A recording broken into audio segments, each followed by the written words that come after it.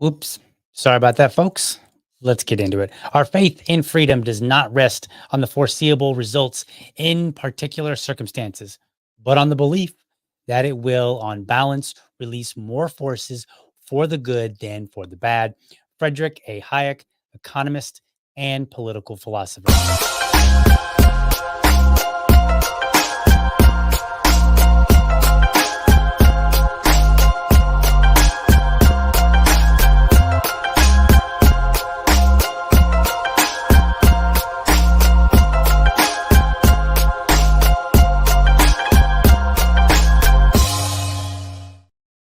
All right. Good morning. Welcome to another episode of the Liberty Dad podcast, a discussion on politics and culture. If you're tuning in live, thank you so much for giving me your time so early. Man, I got a little clickety clickety with the buttons there, did I not? All right. No worries. We will get things sorted out well enough. All right. So this morning, what do I have for you?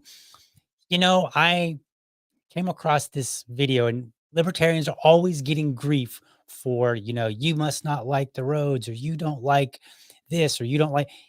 And I think libertarians, we need to do a much better job of explaining what our libertarian utopia might look like.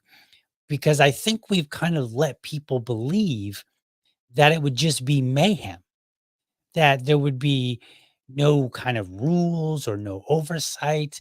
People would be dying left and right. And that's simply not true.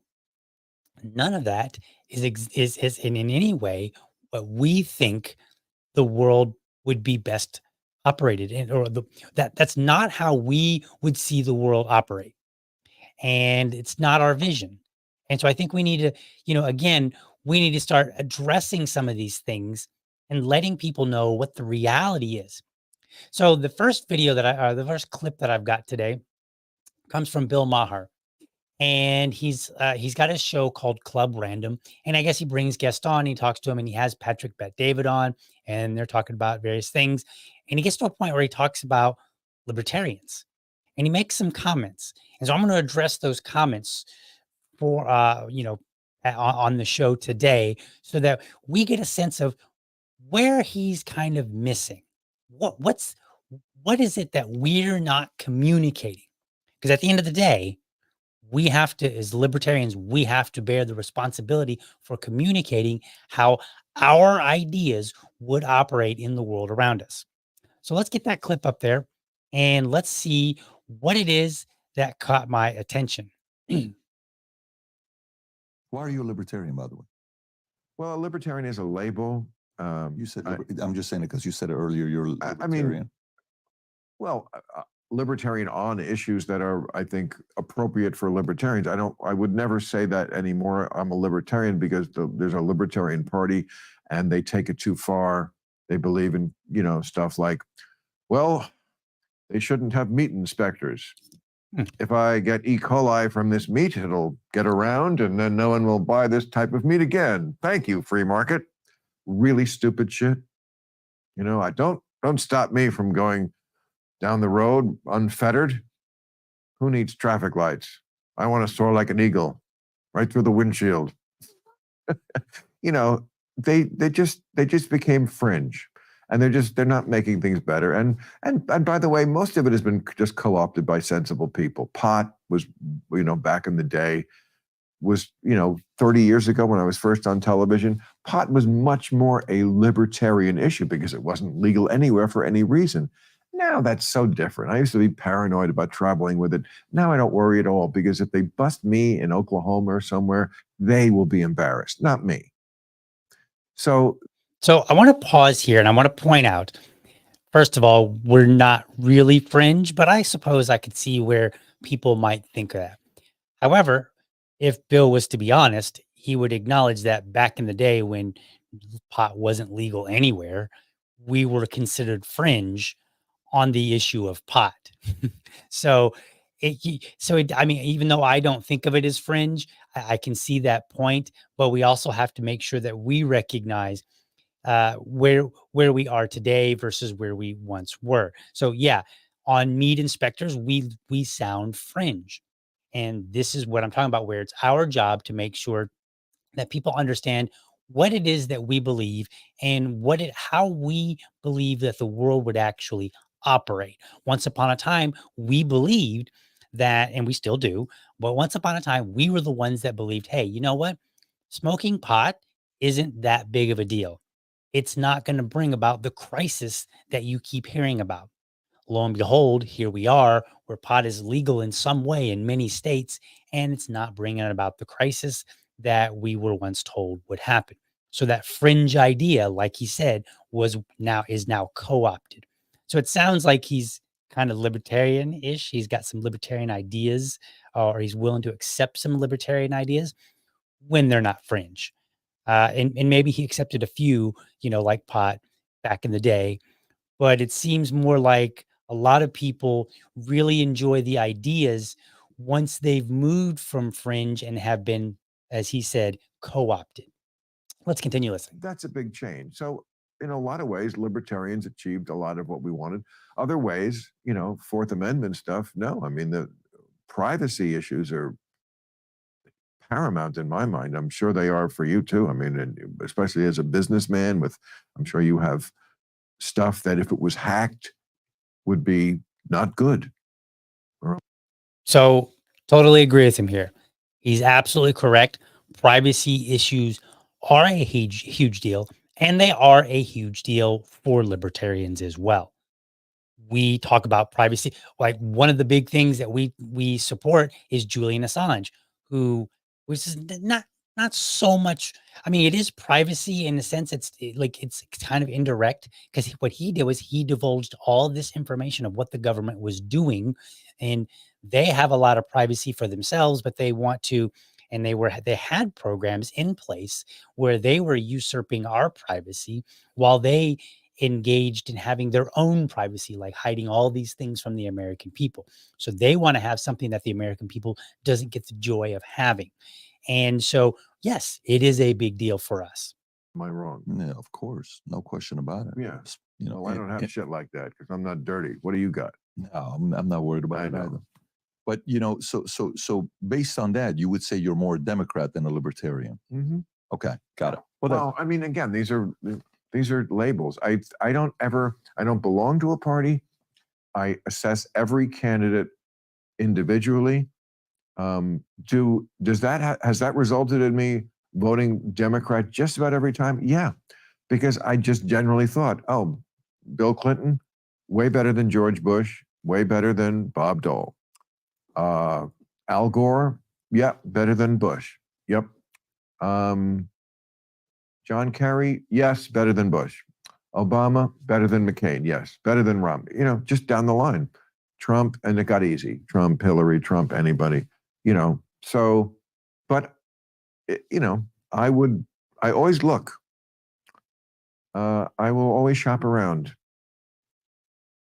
Okay, I want you to keep in the back of your mind what he ended with in that little segment there, where he said he'll always look. Now, we could argue about, was this person better than this person on what issue? Maybe they were the same. What about the libertarian candidate? Just set those aside. Like just set them aside for the time being. Right now, what I want you to do is just, in your mind, the last few words where he said, I'll always shop around. Okay, cool. So bam, stored it back in your mind. Okay. Now, I want to play some other clips. Well, just one of the clip, actually, not some clips.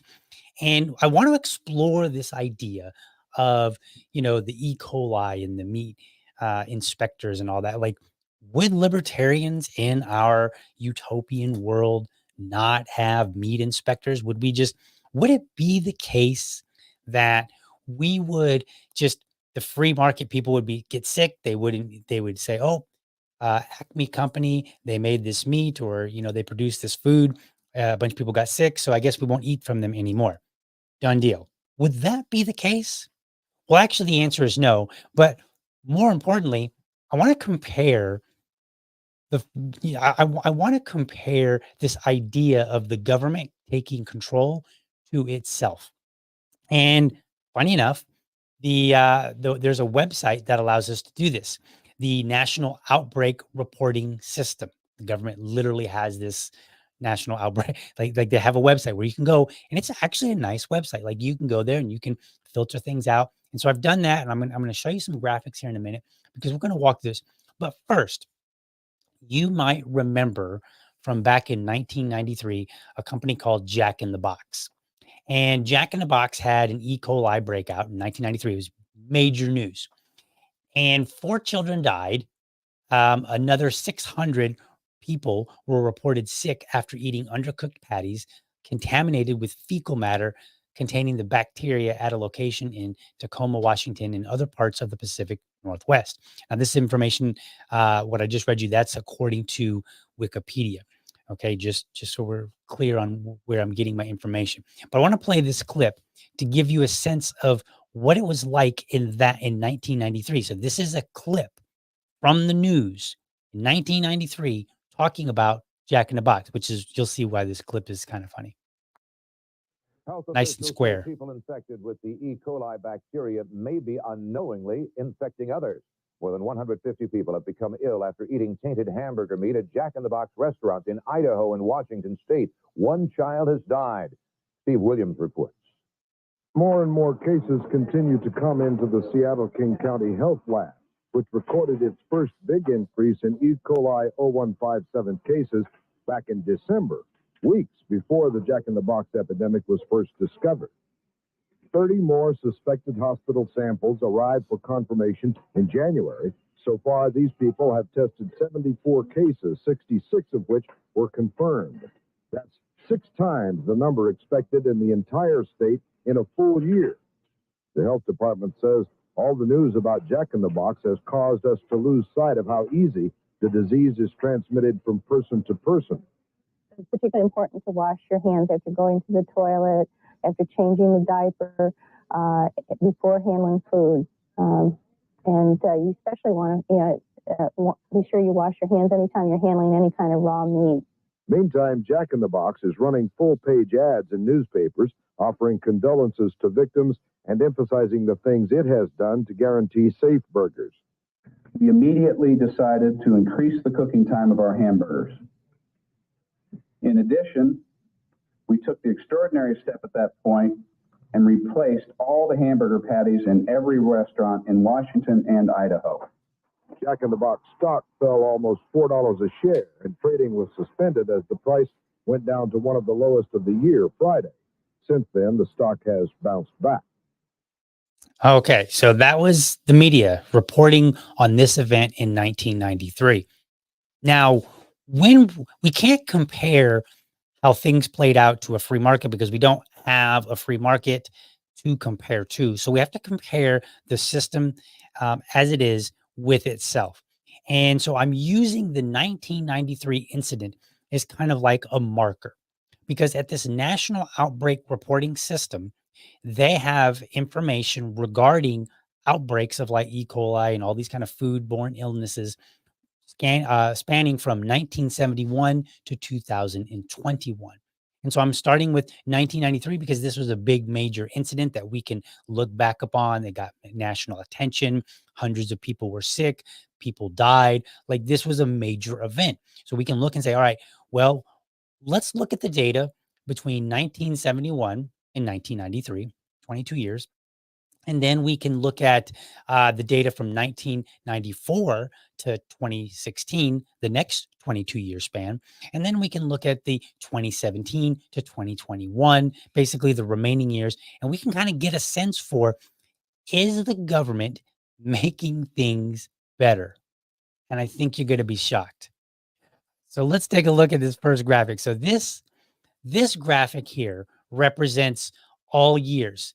1971 to 2021, and I'll have a link to the National Outbreak Reporting System in the show notes that you can go and you can check out the different. It's got a bunch of different filters and stuff like that you can use. You can filter it by state and all this other stuff, so you can even see like how well your state has been doing over a span of years. So this is everything, all of the U.S. for 1971 to 2021, and we can see that. The quick stats here in the upper right-hand corner show us that there were 59,736 outbreaks over this period of time. all together, all the years that they have reporting data for. There were 2,068,586 illnesses, 43,023 hospitalizations, and 2,300 deaths. So this is all of the information that they have to report for all available years. And you can see that it says filter by, and we've selected all available years. And you can see the different colors of the states. That just simply represents the degree, the number. Like the darker shade is more, lighter shade is fewer. So we can see that like Florida and Texas and California are a little bit darker than we are in the Dakotas, and that makes kind of more sense. There are more people there, so you're going to see more numbers. And I would encourage you, if you really want to, just go through and check out your state and see how they've done over time. All right. So now that we've taken a look at the total, okay. Now let's take a look at 1971 to 1993. This is up until the point of the Jack in the Box. All right. So here we are. We've got some, we've got a little bit of a change here. So the shades on the states have now, they're now different. And then again, that's something that you can go and look at in more depth. We see that in the top left corner, we've verified we've got the current filters from 1971 to 1993, and then the upper right hand corner, those are the quick stats. That's with the current filters, and then we have the quick stats overall down below. So now we can actually compare all of time to just this time span. So between 1971 and 1993, we had 898 outbreaks. 573,729 illnesses, 860 hospitalizations, and 294 deaths. That's what we had before this major outbreak. Now, one of the good reasons that I'm doing this is because when we compare using this central point of an outbreak, we would expect that things to get better, right? We would expect more controls. That's what government does. And they do, to an extent. They put in more controls. They put more controls in place that allegedly make us better. So let's take a look. Let's compare and see what it looks like from 1994 to 2016. And if you want to just kind of hold it in your mind, I know there's a lot of numbers on screen here. If you want to hold them, 294 deaths. All right. So we transition this screen over, and between 1994 and 2016, we went from 264 deaths to 1,454 deaths. So like we've multiplied it by like 7 times. There were 42,757 outbreaks. And let me read you the numbers. Comparatively, in the first 22, the first set of 20, the first span that I'm working with here, 1971 to 1993, we had 898 outbreaks versus 42,000 outbreaks between 1993 and 2016. We had 573,000, over 573,000 illnesses versus over 1 million. 860 hospitalizations versus 29,667 hospitalizations. And we went from 294 deaths to 1,454.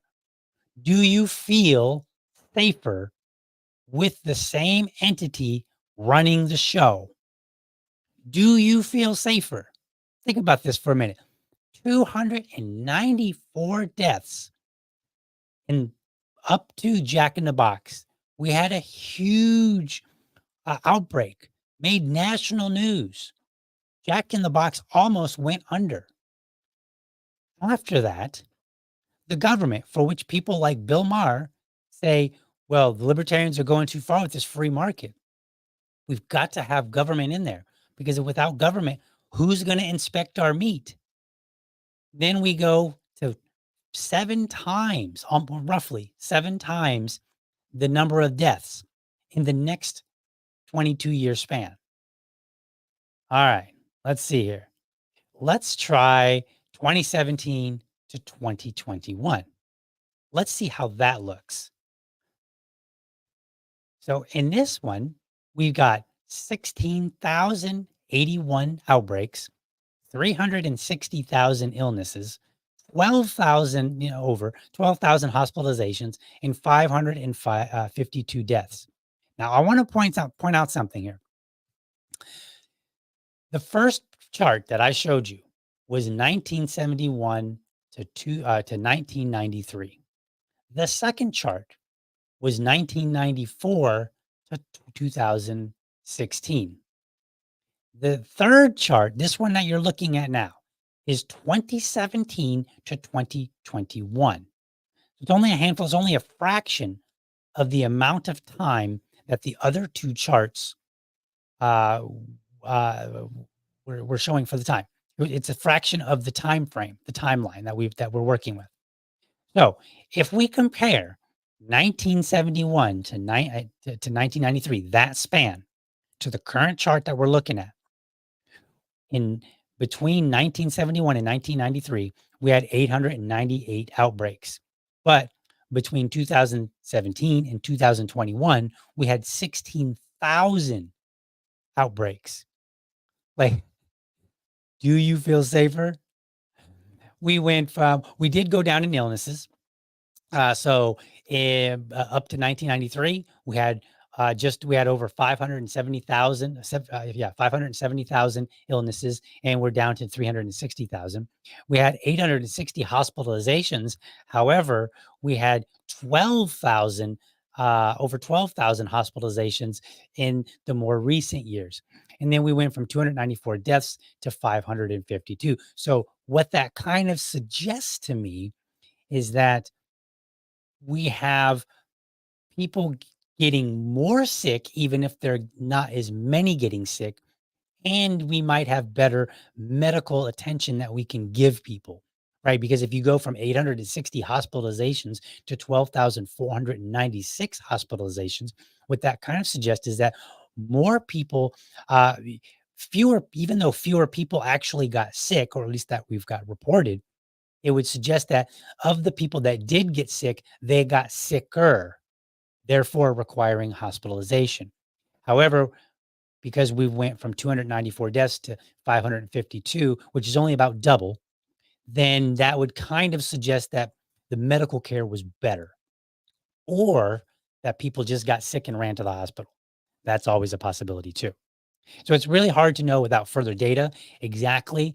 But again, I ask the question, do you feel safer? Because I don't.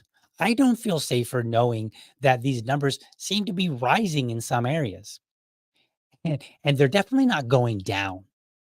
And that this is part of the problem. That people rely on government to maintain our health and our wellness, and to oversee the inspections of these kind of things, and nobody ever questions whether they're actually doing a good job or not. All right, now to Bill Maher's point about always shopping around, the Libertarian Party and libertarians in general, their job is to communicate information just like this. But we want to do more than just cast doubt. We don't want to just cast doubt and be like, oh, look, the system is so bad. Our system would be so much better. But how? How would it be better? Well, here's the thing. Number one, we would delegate the responsibility to other businesses. So it's not that we don't want meat inspectors. Nobody's ever said that I know of. I don't think that anybody has ever suggested having zero oversight in these processes. We would simply delegate them out. So you might have something like America's First Meat Inspector, right? Like that could be the company, America First. That's popular these days. And they would be responsible for sending people out to Jack in the Box and McDonald's and other places and inspecting their locations, and then coming back and saying, hey, we've given them, this rating. It would work very much like, what's that magazine? I'm drawing a blank on it at the moment. Consumer Reports. So imagine Consumer Reports, but instead of just telling you whether or not the washing machine is the best or who has the best crash rating on a car, they tell you, hey, here's the processes that we used, and here are the ratings that we gave to all these fast food restaurants. But then it could go even further. It could go to the food producers, because Jack in the Box gets their food from somebody. And as it turned out, by the way, Jack in the Box, they were sued to the point where they ended up paying some like $60 million. And the food company that provided them the food was also sued. And in my short research, I didn't see how much, if any, money that they paid out. I believe it was some though. Okay, but no inspector was nobody sued the government and said, "Hey, you inspected these locations. You inspected Jack in the Box. You inspected." Let's see, who did I list it here? I don't think I listed it. I think I did. Oh yeah, Food Maker Inc. Food Maker Inc. was the organization or the company that provided Jack in the Box their food. Nobody went and said, "Hey, who inspected Food Maker Inc.? Who inspected Jack in the Box? We want to sue you as well." And that's what would happen in a libertarian utopia. We would have these kind of things, but everybody involved in the process would be subject to potential litigation. And we would allow the brutality of the free market to send a message. Prices are a signal to customers. If eggs on Monday are normally $3 a carton, but then suddenly on Wednesday they're $8 a carton, I know something is amiss with the supply of eggs and my behavior changes. Maybe I went in to buy 2 cartons and now I'm like, I think I'll just buy one, right? Because buying 1 carton now cost more than buying 2 cartons would if it went from $3 per to $8 per. But it tells me something. I may not know the details, but it tells me something. It says, hey, something's up and my behavior changes. Prices also send a signal to companies. If I'm a restaurant and I see that Jack in the Box and the supplier and the inspection company are all sued into oblivion, my behavior changes. I'm going to make sure that my processes are top notch, right? Because I don't want to be sued into oblivion. But I'm also going to make sure that the company providing me the food, well, they're doing a good job. I want to make sure that I've got somebody that's doing a quality job, because if they fail and they send me tainted food and then I serve that to somebody, well, now I'm liable. And I don't want to be liable for somebody else's failure. Same thing for an inspection company.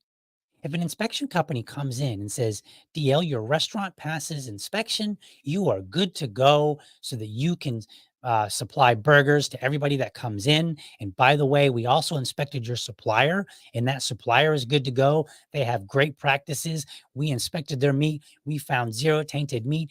You are good to go. And then in a few days, I sell some burgers and people start getting sick. Well, guess what?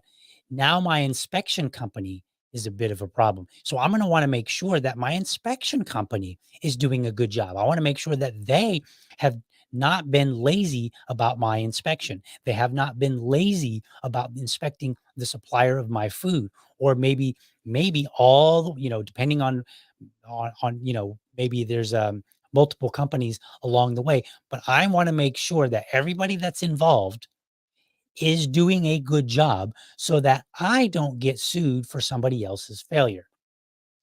Most everything we see today would likely exist in some fashion in the libertarian free market utopia. What would be different is who manages it and the amount of responsibility that all these entities would have to the consumer. The consumer would have a lot more claims because they would say, hey, I came to Jack in the Box or whatever company, and I was expecting a burger that wouldn't make me sick. And I got sick from that burger. So therefore, you served me a bad burger. You inspected the place. You sent them the burger. All kind of people could be on the hook for me. And if it's more than me, if it's hundreds of people, all of a sudden you have a serious problem for all of these companies because they could be sued into oblivion. No inspector that I'm aware of, no inspection agencies were sued. Now, they may have changed their practices. They may have added more rigor. But again, I look at the numbers and I say, doesn't really feel that way. In fact, I don't feel any safer looking at those numbers at all because it seems like they're going up or at least not getting any better.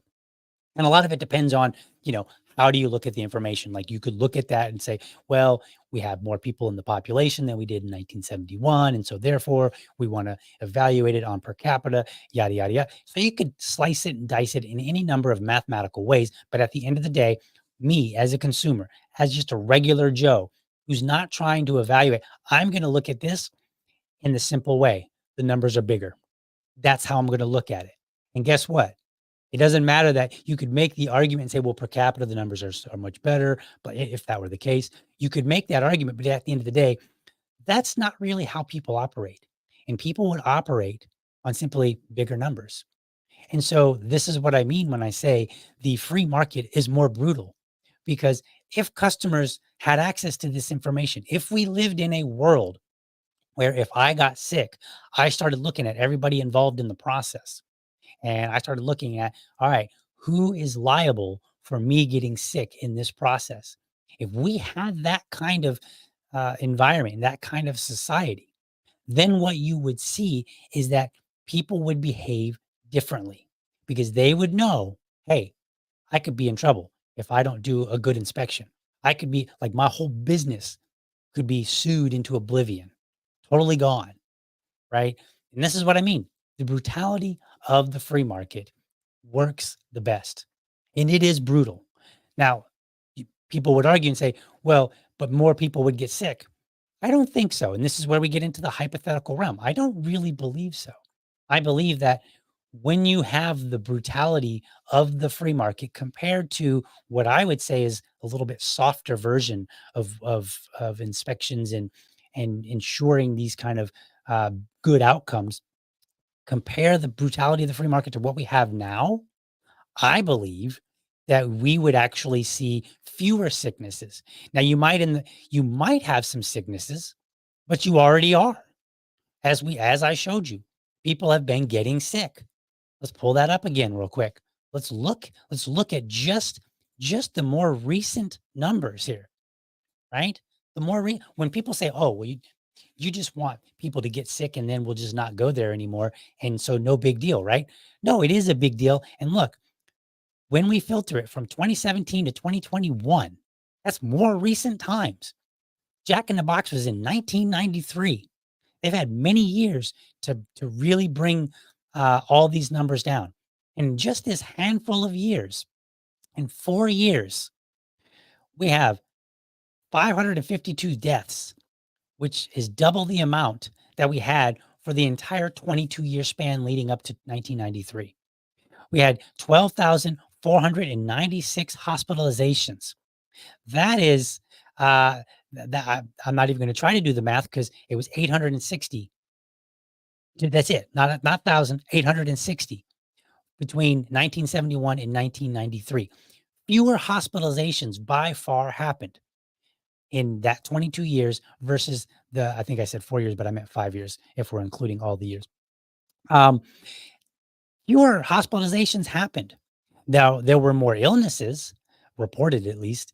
And then we go from outbreaks. We had 898 outbreaks compared to now 16,000 outbreaks. So the argument that that the position of the libertarians would lead to more illnesses doesn't really make sense. It doesn't, because what we have now is leading to more illnesses. It's leading to more outbreaks and it's leading to more hospitalizations. Like we have that already. So I think that the system that we have is not producing the results that people like to argue that it would. And that what we need is the brutality of the free market. Because I, as a consumer, going to look at those numbers and I'm going to say, the hell with that. I ain't going. No way. I don't want to risk it. And somebody might come along and say, well, DL per capita, you're actually pretty sick. No, I don't care. Don't care. I don't want to get sick. And that is how we have a better society, because we allow the free market to do its thing. And we allow people to make decisions based on the fullest amount of information possible. All right.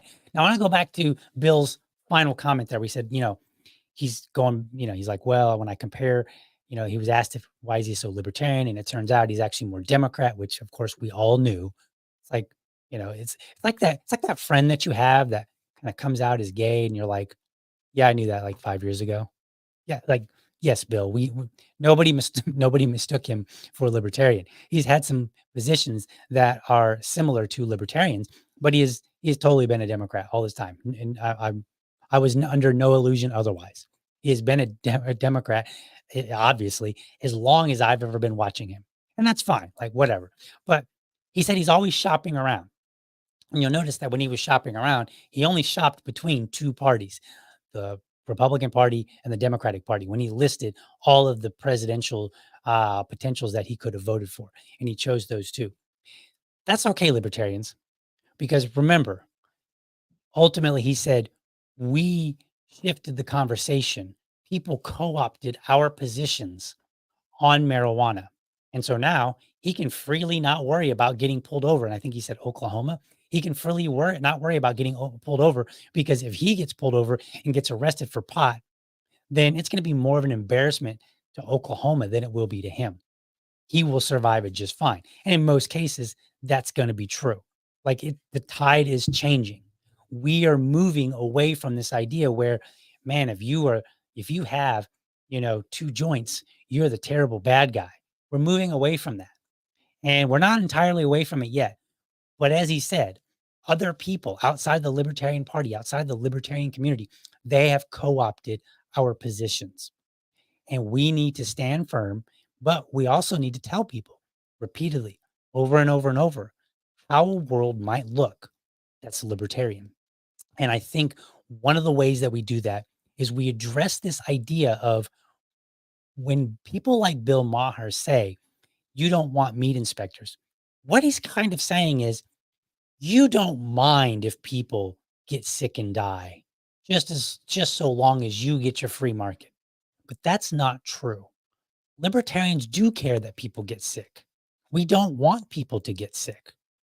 We believe that there is a better mechanism to ensure that over time, the fewest number of people get sick, and that over time, things get better, where we can look at them. And even if we're the average Joe who doesn't want to dig into per capita numbers, we can look at numbers just simply and say, yeah, it's totally getting better. Once upon a time, these many thousands of people got sick, and now it's in the hundreds, right? And we have a higher population. So even per capita, it's better. It's better by raw numbers. It's better by per capita. That's the message that we need to send to people. And we need to break it down every time. Every time someone says this, no, we don't want to necessarily get rid of meat inspectors. We don't believe that the government overseeing the meat inspectors is doing the job that it needs to do. We want to delegate that to the free market, where the brutality would force things to get better. That is our message. That is what we need to continually talk about over and over and over. And eventually, people will start to learn that our ideas are great. They are awesome. And they will start to co-opt other ideas more than just marijuana. So libertarians out there, take heart. We are moving forward slowly, but we are. All right, let's see. Any comments I need to address? What's going on, little buddy? Just in time. My producer is here. So it's time for me. Look, it's my producer right here. How's it going? You want to say hi to everybody? No, he doesn't. All right. So we're going to end this show, folks. Thank you for watching. I hope you found this episode informative and inspiring. I want you to catch me every weekday, 7 a.m. Eastern, for an informed discussion on politics and culture. Then again, Sundays at 7 p.m., where my co-host Susan Hogarth and I, we look across the vastness of tyranny, and we bring to you information on what the Libertarian Party is up to all over the United States. Make sure that you are subscribed to my YouTube channel, or if you prefer, my Rumble channel. You can go to youtube.libertydad.com or rumble.libertydad.com. And from there, you can subscribe. And while you're there, throw me a comment and let me know how I'm doing. Lastly, I want you to remember, if you are a champion of liberty, your business is people and your product is liberty. I want you to have a great week. Catch you next time. Careful of the burgers that you eat. But for now, I'm out.